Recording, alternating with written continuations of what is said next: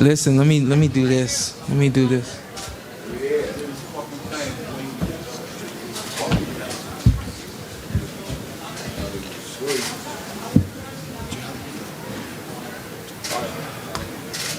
Shawn, if you want to go ahead and start smoking. Yeah, I'm about to start right now. I don't know if y'all saw this mouthpiece that I had made. This mouthpiece says "Man Down." And when we started this journey for this fight, I knew something special was going to happen tonight. Obviously, the result, this mouthpiece right here, is a reflection of everything y'all saw tonight. A reflection of heart, a reflection of will, reflection of skill, love, the whole nine. So what y'all saw tonight, y'all, everybody's saying it's an instant classic. You're saying it's the fight of the year, so on and so forth. The man down was coming for the man down. And we put on a fantastic performance tonight. I'll thank him again and again and again. He did a fantastic job. But I just want y'all to know that ain't nobody ever gonna go at him the way I went at him. That's right. And y'all just saw it. That's right. That's right. Y'all can go ahead with y'all questions. Shawn over here. Congratulations on a great performance. After the fight, you nodded your head in approval. You were displeased. You landed the most shots on Errol Spence that anyone has in his entire career. Did you feel that you won that fight?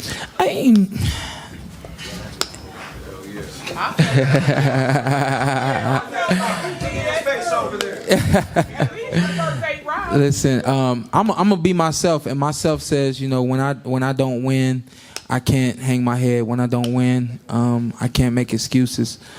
This was a fantastic fight tonight. You know, I definitely have to take a look back. I felt comfortable a majority of the rounds. Really, the one round I didn't feel comfortable in, obviously, was the round my hand touched the canvas.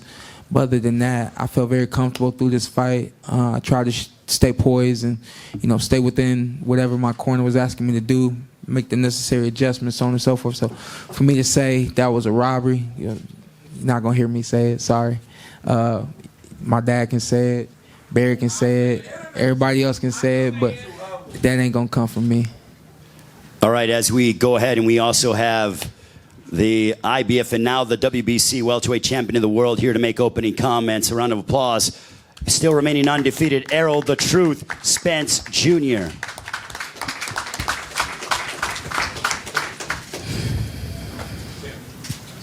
I have a question, one for Errol, one for Shawn. Errol, how tough was that fight physically? Was that the toughest fight you've ever had? And then I guess Kenny and Shawn, for you, do you think you'll ever get the rematch? It was definitely a tough fight. I knew that coming in. Like I said, he's a tough, rugged fighter. He always comes in shape. He always comes ready to fight. And that's what I was looking for. Shawn, Kenny? You know what? I'm going to let my dad answer that. You know, I'm fighting who they tell me to fight. We want all the rematches. Errol's a great fighter. And, you know, these guys need each other to be great. He moves on to the next one. And I expect him fully to be successful as he moves on to the next guy he fights. But all these guys need to fight each other, and I don't think it's not over. There's another great fight in Shawn, more great fights in Shawn. So, you know, Errol, congratulations. Thank you. Derek, congratulations. Mrs. Spence, congratulations. They did a hell of a job, and they move on to the next one. Right here, Errol. Right here. Congratulations on the victory. My question for you is, when you scored the knockdown, it was seemingly a very close fight up to that point. Did you feel like that gave you a little bit of breathing room? And then when you heard Jimmy Lennon say split decision in your heart, did you feel like you were the winner, or that maybe it might go Shawn's way? I felt like I won. Like I said, it was a tough fight. And then when I got the knockdown, well, I initially went in to try to, you know, score the knockout. Like I said, if I get him hurt, I'm going to try to jump on him. But like I said, he has a lot of heart, and he always comes to fight. He's a true warrior. And, you know, he came back swinging. So, you know, I didn't expect nothing less for him just to stand his ground and try to fight back after I hurt him and scored the knockdown. Other question for you is, Shawn seemed like his game plan was just to try to make that fight for 12 rounds in your chest. and not allow you to use your length and your size advantage. Is that what you felt like was happening? And were you trying to use your length and your jab and just got sucked into that kind of battle? Or explain how that played out in your mind. Nah, I'm a naturally aggressive fighter. I think, the Mikey Garcia fight I showed, I can box and things like that. But usually my fights, I'm moving forward and I'm stepping forward. And, Shawn's, he's awkward like that. He's a guy that's awkward. Like I said, he try to make you uncomfortable in the ring. So a lot of times I feel like I'm a good inside fighter. So, the fight happened inside, and I felt like I did very well fighting it inside. Errol, back here in the right, to your right. Back here. My question for you is, half of your shots, more than half of your shots were body shots. Did you feel like your body attack was wearing Shawn down and had an impact on him as the fight went on? I feel like it had an impact, but like I said, Shawn always come in shape. So I think his second win kicked in a little bit later. But I definitely think it had an impact, and that's just my whole game anyway. I've always been a body puncher. Most of my stoppages are to the body, so that's just been my whole game plan. Even as an amateur, I was scoring body shot, knockdown, so that's what I've always been doing. And then, Shawn, for you, when you saw, if you would have known going into this fight that you were able to be in his chest the way you were, would you have felt like that would have been a win for you if you would have known for 12 rounds you were on top of him as much as you were? No, I think we came in with a good game plan. My dad actually wanted me to, start out boxing him from the outside. I think that was working. And then, he said, take advantage when when he's close to the ropes, things like that. So I think the fight played out, I would say about 90% the way we expected it to, wanted it to. I think the skills are a little bit better than he thought they was. What you think? Yeah, I think You sure? Yeah, you're more tougher than skills, though. Yeah. That was a little bit better than you thought they was gonna be, right? Oh yeah, for sure. Appreciate you. I give you your respect. I give you your just due. All right. The fight over with now, so I can give you a just due. Question for Errol. Congrats on the victory. Danny Garcia stepped into the ring during your interview. Is that the fight you expect next? And if not, who do you want? I don't know. Like I said, tables turn. I've been calling out Danny and all them for a long time. And, now they stepping in the ring trying to fight me. So we'll see. I mean, we're going to go and look and see who the next good available opponent. If I can't get, Pacquiao or, nothing happens with Terrence or anybody else, then we'll fight Danny Garcia. So, I mean, it doesn't matter. I think me and Shawn had a great fight. So, we might can do that again. So we'll see what happens. Errol, as the lone unified title holder in the division, though, you're the guy calling the shots, right? Definitely. I'm a big fish. I'm a shot caller now. So even if I get a fight I can move up to 54 and fight, Julian Williams and somebody like that. So, Rematch. I mean, it really don't matter. I go up or down. Rematch? Did you say? Shawn, for you, congratulations on the performance. I know it wasn't the result you wanted, but do you feel like this was the best performance of your career? Because that's what everyone's saying. I've been hearing that. I think so. I think, at least that was what we were going for. We were going for, the best night of our lives. And I still feel fantastic. I felt fantastic the whole way. And, for us to come up a little short, split decision, not exactly what I expected. I wanted to hand this man his first O. And rematch. But if not rematch, you've wanted Manny Pacquiao for a long time. Yeah. Why not now? We'll see. We'll see what happens. We both were going for Manny. I don't know if Manny's the one making that decision there, but I hope he's going to consider me. I think that still will be a fantastic fight for me and the world. Errol, right here. When did you know? I mean, it seemed like you played into Shawn's fight plan. When did you know that it was going to be more of what Shawn wanted to do tonight? And then secondly, how much satisfaction do you take from the fact that it was this type of fight that you won?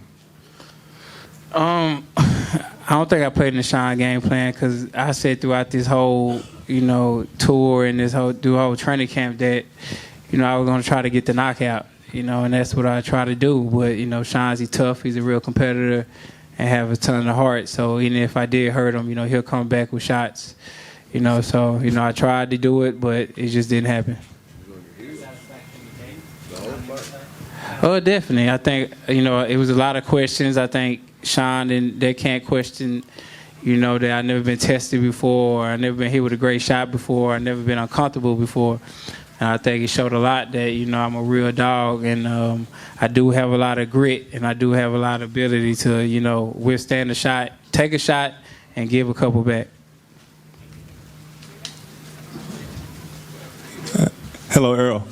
Right over here, my good man. Freddie Kane from the Freddie Kane Show. D-Town's in the house, Dallas. Now, of course, a lot of people probably don't understand this, but I want to talk about the game changer when that big tuck came on. Southside the realest. You start hitting that thing, all my Dallas people in, you start hitting that thing. What kind of momentum did they give, did the home crowd and that song give you right then? Because it seemed like you turned up. It's a song that, resonate, in Dallas. That's probably one of the most popular songs coming out of Dallas. So, when that song come on, I grew up on that, since a little kid. So I feel like that's really a Dallas anthem. And my second one is when, of course, Shawn was fighting very hard. And, when the crowd gave him that Rocky moment, started yelling, pour it up, pour it up. How did that make you feel? Did that make you, as I know you guys was good, did that make you guys go at it a little harder? What was that about? I really didn't listen to it. When you're in the ring, you gotta be locked in. So you can't, at this level, you can't listen to the crowd and things like that because, to fight like this, we got two champions. It's a lot of swings and momentum changes. So, I try to tune out the crowd. I was like, shh, it's more Errol Spence fans in here. They gonna get loud. Quiet down. Errol, speaking of dancing, you came out in the 10th round with a little bit of a pep in your step. What was that all about? Oh, that was the Southside the realest came on. And were you hurt by any point with Porter's power? Not necessarily hurt, but I did feel his power. What do you think was the toughest thing he presented to you tonight in this fight? He throw punches from different angles. He's real awkward, and I already knew he was gonna be tough, but he's a lot tougher than I thought. Spence, over here, I have two questions for you. First, leading up to the fight, you were kind of clowning Porter a little bit for having been in really tough, competitive fights, close fights. But now that's the man that gave you the most competitive fight that you've been in. Does that make you, respect him more as a fighter? Definitely. I always respect him as a fighter. Him and his dad, I always respect what they did. I've been knowing them since they're amateurs.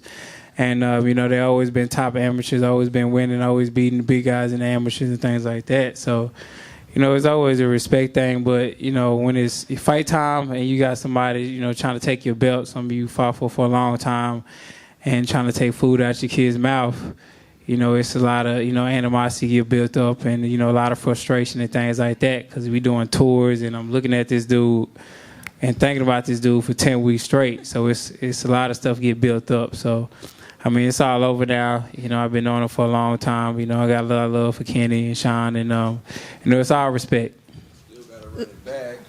Lastly, you talk about not listening to what the crowd has to say, but I'm pretty sure after this performance, the competitive fight that Shawn gave you, a lot of Crawford stands are going to have a field day, and they're going to try to pressure you more into maybe negotiating that fight. How do you think you're going to respond to that? It don't matter. Last time Crawford fought on pay-per-view, he had 100,000 buys. I'm not worried about Crawford right now. They don't really promote him like they should be, so it is what it is. We worry about Crawford when we get there, but like I said, Crawford need me more than I need him. I'm pretty sure I'm the one that sold this pay-per-view. I'm pretty sure I'm the one that sold this pay-per-view. I doubt it, because when I came out, everybody was cheering my name. Yeah, you even said that just a while ago. You said I had more Spence fans here. That was the people here. We're talking about what pay-per-view. You said? You didn't promote nothing. I was promoting at the Cowboy Stadium and things like that. You weren't doing nothing. You went to the Cowboy Stadium. Cleveland Browns didn't invite you out to do nothing. Cleveland Browns didn't invite you out to do nothing. You claim in Vegas and you from Cleveland. You claim in Vegas, you from Cleveland. Let me say this. Hold on. You a man with no land. You a man with no land. Hold on. Let me say this. You got in your car and you drove to the Cowboy Stadium. It doesn't matter. I was promoting. Hold up. Let me say this though. I flew from D.C. to New York. I was promoting. I did Sway. I did the Browns versus the Jets. Sway. Okay. I came out here. Look, listen. At 1 o'clock in the afternoon, I'm texting everybody. Andre Iguodala. I promote. Omar made this Gooden, card who's right over there with me right so now. what card Omar Gooden. what card did you do? Hold on. Martin Lawrence was in the stands. Bobby Brown was in the stands. Not for you. For me, Bobby Brown came to my back room. So when you fight after this, what is? Where are you gonna fight after this? My point is, where are you gonna fight after this? You're not the pay-per-view. You're not even gonna be on pay-per-view after this. My point is, you're not gonna be at pay-per-view after this. I bet my next fight be pay-per-view. It's supposed to be. That's the next step. Okay then. The only reason you're on pay-per-view because you fight me. So man, sit down somewhere. Sit down somewhere. You will not be fighting on pay-per-view one for me. You can't even set out an arena. What arena can you set out by yourself? What arena can you set out by yourself? I just told you, baby. What arena can you set out by yourself? Who can you text to tell them to come to the fight? Matter of fact, I ain't even talking you no more. I just Who can you text to tell you to tell to come to the fight? Unified champion. Like Nobody. Unified champion. You don't got like the juice. You crazy. You just got some orange juice right there. That's it. That's about it. You need to take out that green jacket because I just took your belt. It's fly, baby. It's fly. I just took your belt. Matter of fact, bring it over here. Hey, you took the belt, but I'm still me, baby. Bring it over here. You took the belt, but I'm still me. And then you lost. And then I'm gonna go ahead and beat up Danny Garcia. I'm gonna get Keith Thurman. And then I'm gonna get your boy Pacquiao. Thank you. Thanks, everybody. Thank you. Thank you. Time to go home. Thank you. Thank you, everybody. Thank you. Rematch.